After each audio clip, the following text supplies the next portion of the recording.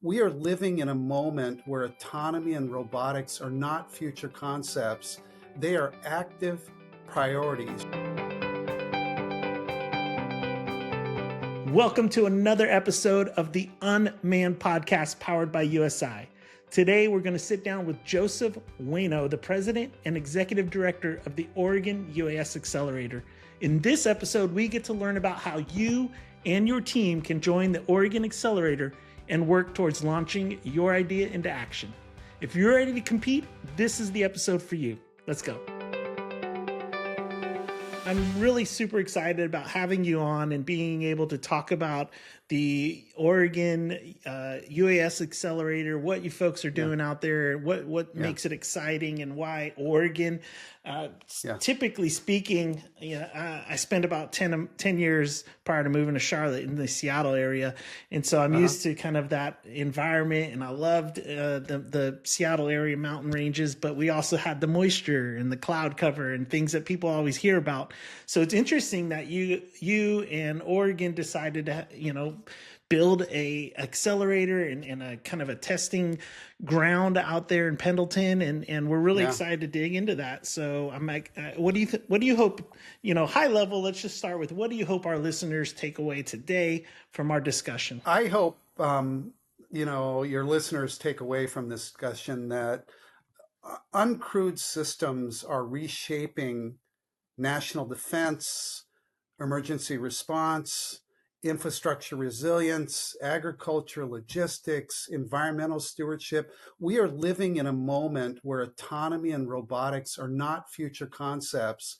They are active priorities. Nations, I believe, and we believe, that nations that lead in uncrewed technology will reshape economic power, national resilience, and global security. I mean, Oregon, and I'm very proud of this, is stepping forward to build that capability here in the United States. And we hope that we are building and will become a national blueprint for other states to follow and allied nations to follow, to see how this can be done right. It's important to see that we are in kind of this beginning stage of, some folks think, oh, it's well established, and autonomy and drone operations is pretty well built out. And I keep running into this refrain, but then when I dig into it, it's really not. It's like we're really at the beginning stages. And people are consistently finding new use cases. And how incredible is that, right? We can only name on our fingers the amount of times where we are able to impact an economy when it begins, or when it has started, right at the point of impetus, right? I mean, that is an incredible opportunity that we've been blessed with. And I think, innovation in an autonomy is not theoretical. It has to, in our case, it has to fly, it has to drive, it has to swim, it has to sense, it has to adapt and perform. And we provide our founders through this accelerator program with the technical environment, the operating airspace, and the mentoring needed to move this concept to validated capability. Let's learn about that a little bit. Looking at your background, of course, all the way back to WellNet, but then into Octane and building out that launch pad or that accelerator, and then into the Oregon Accelerator. So what was kind of the origin stories of that? How did Oregon and the UAS Accelerator and the programs that you have there, how did that start? How did that come about? And what kind of problem are you aiming to solve in that? Yeah, and so it's really interesting because I don't know how far you want to go back in my background, but I was a founder first. I know what it means to kind of experience the valleys and the troughs of walking that entrepreneurial road. I know the good times and I know the bad times, and I think that helps me guide innovators and startup founders in the industry that I'm currently in. So my background isn't necessarily in drones and robotics. My background really is in assisting founders to succeed, commercialize, and scale their businesses. I also have a venture capital background and an investor relations background. So, founders are only as good as their innovation is, but it's only as good as their connection to investors that will help them quickly scale and commercialize and grow their businesses. Super proud of the fact, as I mentioned, that Oregon has taken the step forward. They designated us as a center of innovation excellence, a CIE. There are only 5 centers of innovation excellence in the state of Oregon. We are one of those 5, and we are the only one that focuses on what I call UXS systems, and UXS because the X defines, as I said, innovation and integration that flies, that's on the ground, and that has maritime capabilities. So, we provide founders with the technical environment. I think Oregon itself, due to the size of the state, we offer this unmatched ability to test in the air, on the ground, and at sea as well. We have multiple different microclimates, particularly where I am in Eastern Oregon. We have 50 different microclimates ranging from 300 feet above sea level. In 30 minutes away, you can be at 10,000 foot snow-capped peaks, abundance of flora and fauna. Just really, really incredible. Definitely, for sure. I mean, I went to the only rainforest, I think, in the United States out there on the the coastline, and they were not joking. It is a rainforest. No. It really is. Yeah, and it was eye opening to see that climate and that environment in United States. And then, like you said, 2 hours east is what I think the Twin Sisters, is that what it's called? Like the mountain ranges, the three sisters, the three sisters. Yeah, thank you. That the mountain range right there, and it's like 3 distinct peaks that are just touching the sky. So it is a pretty diverse environment, and it is certainly for testing. I think that's what you need, is that diversity. What makes us different and what differentiates us from almost every state in the United States is the fact that we are home to 2 very distinct testing ranges for uncrewed systems. The one we belong to is the Pendleton UAS test range, which is in Pendleton, Oregon, rural Eastern Oregon. It is an incredible test facility. It has over 14,000 square miles of controlled airspace. And that scale matters. It allows founders to test, iterate, accelerate development in ways very few regions in the country can support. We also have a test range in Tillamook on the Oregon coast that, again, you're in that kind of that rainforest kind of coastal area. You have access to the ocean. And in a testing environment, it's incredibly important for particularly aerial testing in this case, because you want to fly in maritime conditions where the dew point may be lower, visibility may be lower, temperatures, salt water, kind of the extremes. The extremes are incredibly important to have. And we have that all here in Oregon, which is a real blessing for us. Yeah, for sure. And then you just go 2 miles or 2 hours or so south and you hit the dunes, and you got desert style environment too. Yeah, it's pretty diverse. So obviously you and I had talked about how USI and the Unmanned Safety Institute is focused on training and upskilling and workforce development. That's our core competencies and what we believe in and what we do. How does that plug into, how does that kind of workforce development and upskilling plug into your core mission at the Accelerator? It's a really great question, Matt. And I think, all too often, as in my case, as the president and executive director of the Oregon UAS Accelerator, we get so siloed and focused about what our mission and vision is, we fail to see how we're impacting the community. And it's incredibly important to ensure that we are impacting the community in some way. And I believe because we are developing technologies and integrations and opportunity with founders in this really burgeoning industry, that we have to ensure that workforce needs are met. I mean, for example, in my case, we're in a rural part of Eastern Oregon, and there simply isn't the same tech opportunities as organizations that would be on the west of the Cascades in Portland, Salem, Eugene, these areas. So we have a really special opportunity at our accelerator to allow students as well as create jobs, tech jobs, really great paying tech jobs by embedding students and potential job seekers to work directly with the startup founders that we're supporting in our accelerator program. And guess what? This has been proven. It's been done. We have embedded students who are extremely capable, located in rural Eastern Oregon with startup founders. They learn through collaboration, not just observation.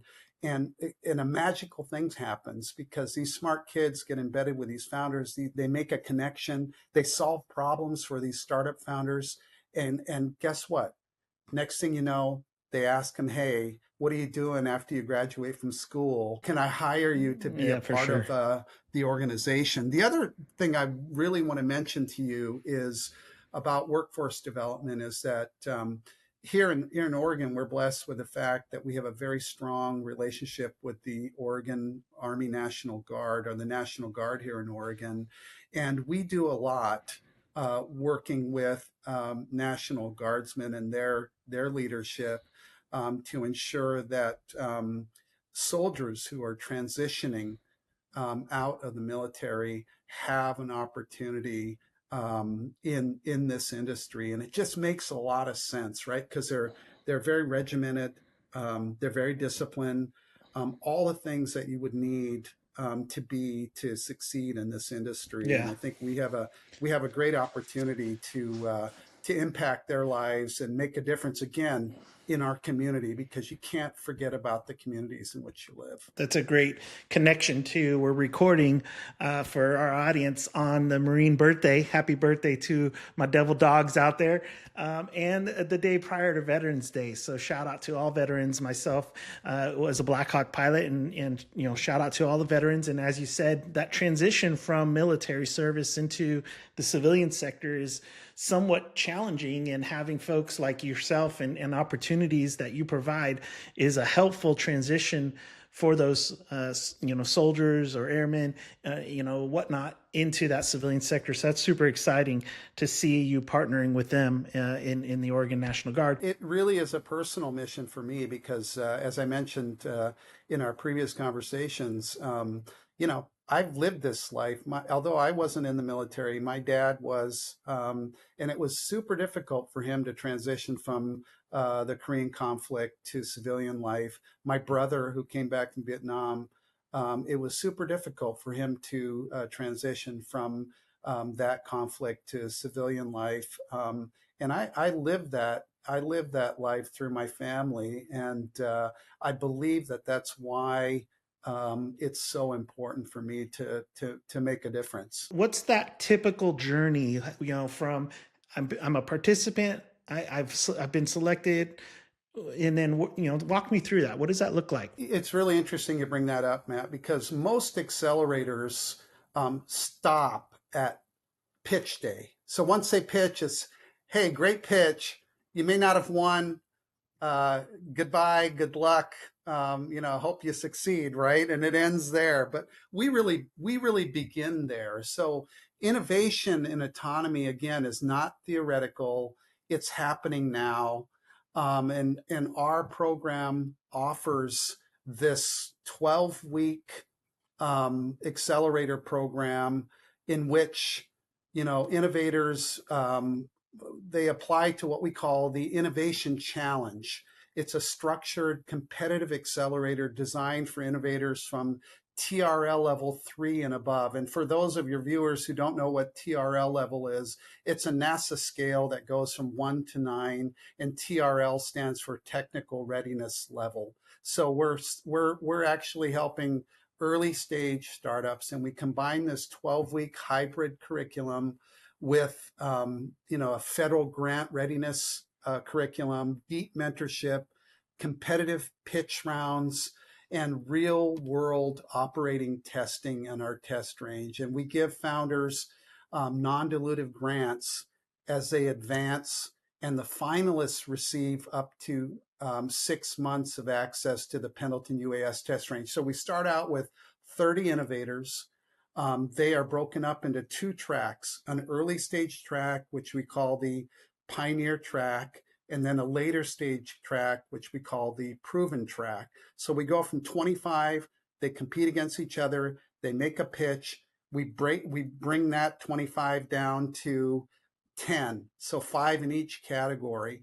And if they make it to the 5 in each category, they receive up to 6 months of free flight test time on the test range, along with a whole host of in-kind services, which combined add up to about $125,000. Some businesses, are less expensive to start than others. And so, being very frank, the autonomy and the technology in this industry is somewhat expensive and might price folks out of what is a great idea, but they don't have the means to figure out how to do that. And so you kind of just talked about it, offering this flight testing time, as well as some other up to $125,000 worth of grants and things of this nature, helps those folks with the great ideas get started, right? I mean, and that's kind of the conundrum that we face, right? We hear it all the time on national news and TV. Someone's, you look at these different conflicts around the world, and when you look at battlefield economics, it doesn't make sense, right? So why does it take a $500,000 missile to shoot down a $500 drone, right? I mean, it doesn't make sense. And by the same token, it shouldn't take that much money for a startup innovator to innovate in this space, but it does. And so we're just making a difference by providing these non-dilutive grant resources and coaching and mentoring to our founders to give them the very best chance of success. That's cool. And even if you're not the winner, I'll use those air quotes there, you're still bound to learn and receive experience, exposure, and lessons learned, these types of things in a, I hate to use the word, in an accelerated fashion. So you can go out there and take it to the next level, even if you're not the winner.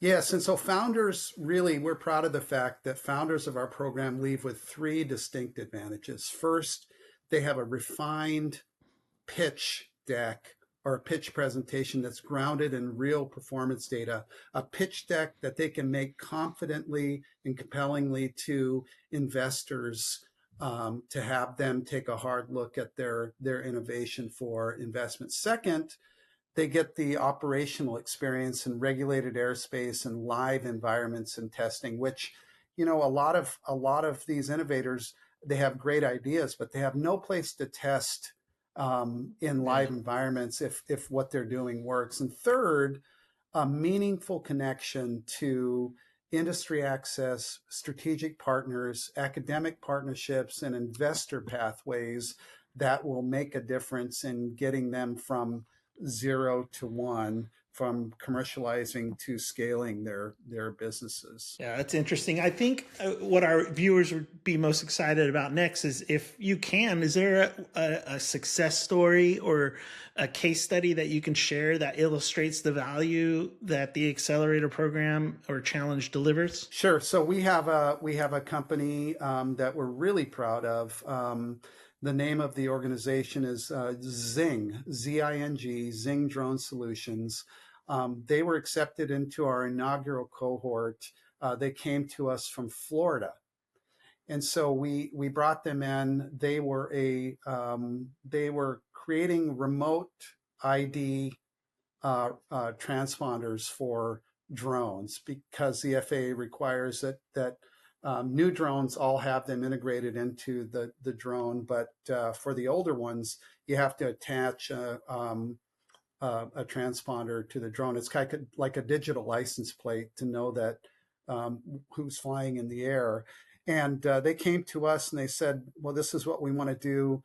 Our expert mentors and coaches went through their business plan, their value proposition, their customer market fit, and we help them pivot. And so we help them pivot from that to creating a counter-UAS drone detector, essentially. And they worked extremely hard over the 12 weeks. They built it, they tested it. And in the words of the founder, his name's Ian Anase, we took what would normally take 8 to 9 months of development and condensed that to 3 months. And by the end of our program, they had an audience at the Eastern Oregon Correctional facility, as well as the ear of all the corrections facilities in the state of Oregon, as a solution to keep illegal contraband drops from being made inside prison yards. And I didn't know this, but that's how it's being done now. So drones are being flown over prison yards and dropping contraband. And so Ian and his team developed this device. They actually moved their operation from Florida to Oregon. Now their national monitoring center is Oregon. They're monitoring paid contracts, monitoring prison yards in the state of Oregon with this counter-UAS device. And we believe that they will now begin monitoring prisons as well as critical infrastructure and sensitive sites throughout the nation. So they've been a huge, success story for us at the Accelerator. Counter drone today is the hottest topic in the industry, honestly. You can't go to any of these conferences or seminars without talking about counter drone and understanding what that means and how do we apply those skills and those technologies ethically but yet effectively, and so that's really a hot topic. And so it's interesting that you use that as an example. And I'm sure, our audience is probably zing.com and looking for them and all that.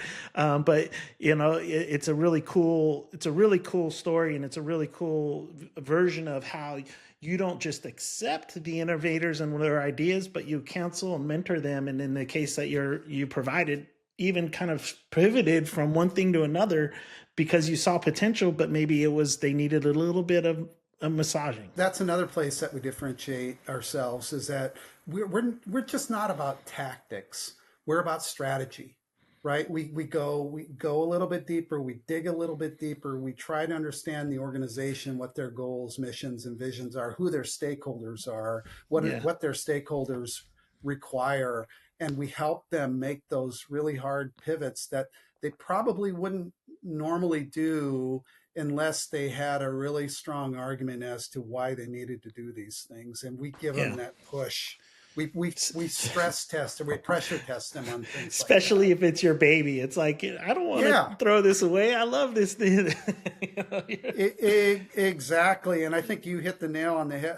The other nail on the head is that one of the things we look at is, and it's always an X factor when you're trying to help or assist a startup founder through their journey, is how coachable are they? And coachability is the real X factor, right? Because you could have a great idea, you could have a terrible idea, but if the founder isn't willing to kind of absorb that and understand that, it doesn't matter what you say to them because they won't change. We look for founders that are coachable, that we can really make a difference and assist them. The biggest concerns that we have in the industry, besides counter-UAS and figuring that out, is the public population is super concerned with safety, and rightfully so. And when you're flying new and novel technology that might not be fully robust, folks are concerned about that. So how do we balance that innovation push, that excitement, with compliance and safety and risk management, especially, like I said, against that innovation and startup mentality? I mean, that's a really great question. And I always go back to what I always tell people that ask that question. We have to continue to do testing, and we have to do the testing in a safe place before we actually roll it out to more populated areas. And we think, because we're in a rural part of Oregon, we're in probably the safest place to test these type of innovations, right? Because a lot of the avoid systems, all these things need to be worked out. I think you're starting to see now with the FAA with their Part 108 kind of ruling. You're starting to see them catch up to the industry. To be honest with you, I think the industry is far ahead of where the FAA is, but the FAA is looking out for everyone's safety, and they want to make sure that whether it's a drone or a ground robotic device or a maritime device, that you're not putting people in harm's way. A lot of folks think the Unmanned Safety Institute is focused only on aerial assets, and we are. That's primarily what we do. But as the industry evolves, it's going to encompass maritime, ground, and air assets, all autonomously operating and doing something for the good of man. Hopefully, I'm sure there's other use cases. And we're not just talking about safety either. I mean, we're also there. There are a lot of questions about privacy, right? As these autonomous things fly over us or crawl beside us or swim next to us, are they collecting data, and are they collecting information that we as kind of individuals, we may not want them to collect, right? So there's this whole discussion about privacy along with safety in this industry. So what opportunities exist for our drone innovators out there right now to engage with the accelerator, like milestones, applications? What's the timeline look like? Where are you at today? Yeah, and so where we at today is a very exciting place, and it's very timely with this podcast, in that we just opened up a little under 3 weeks ago. We just opened up our application window for our next cohort of startup innovators.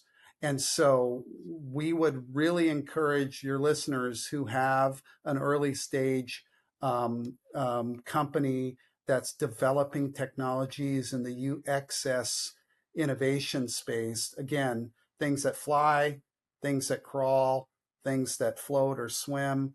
If you're doing this, we would encourage you to come apply at our website, which is www.oregonuas.org. The application kind of radio buttons at the top of the page. Apply. We would love to see what you're up to and determine if you're a great fit for our program. And so what we're working on now is the rollout of our program. Between now and December, mid-December, we'll accept applications for this next cohort of startup innovators. In January, the program will actually commence and start with our business, investor, and grant readiness curriculum.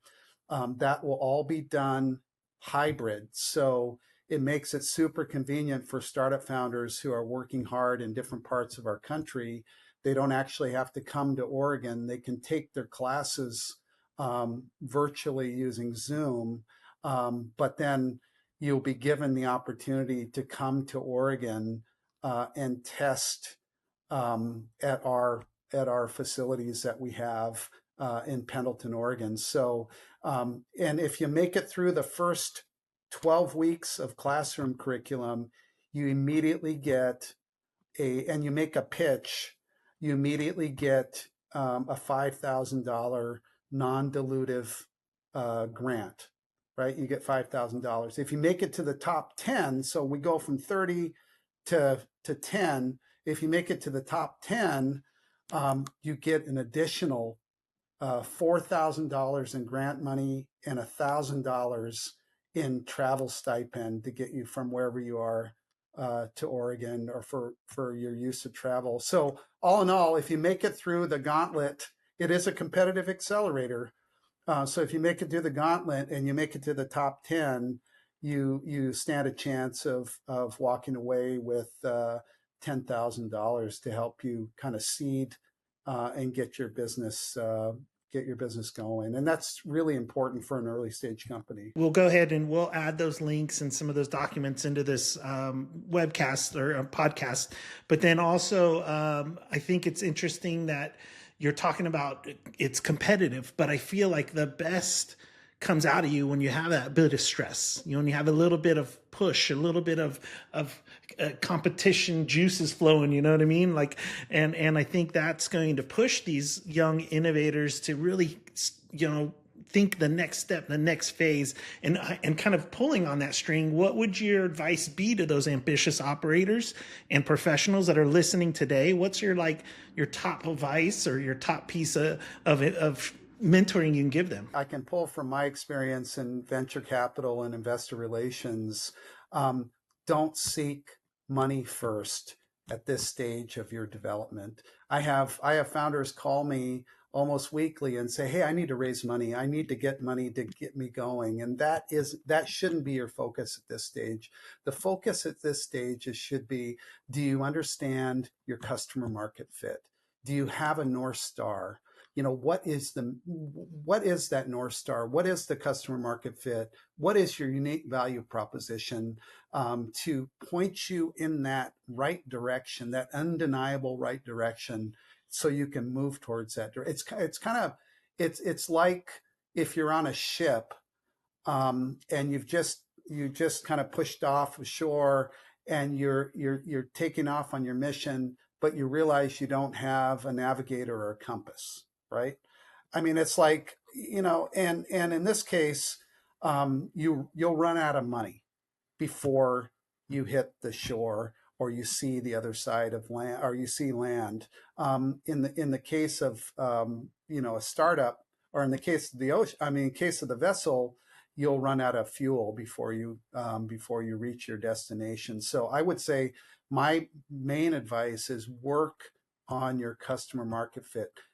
Develop innovations that people care about, that people desire, that people need, not the ones that you think they need, because oftentimes what you think you need and what the masses think they need are two entirely different things. You're not trying to solve your problem. You're trying to find a problem that needs to be solved. Yeah, exactly. Kind of like that, Yeah. It's the right time to think about building a team, a capable, compelling, cogent team that will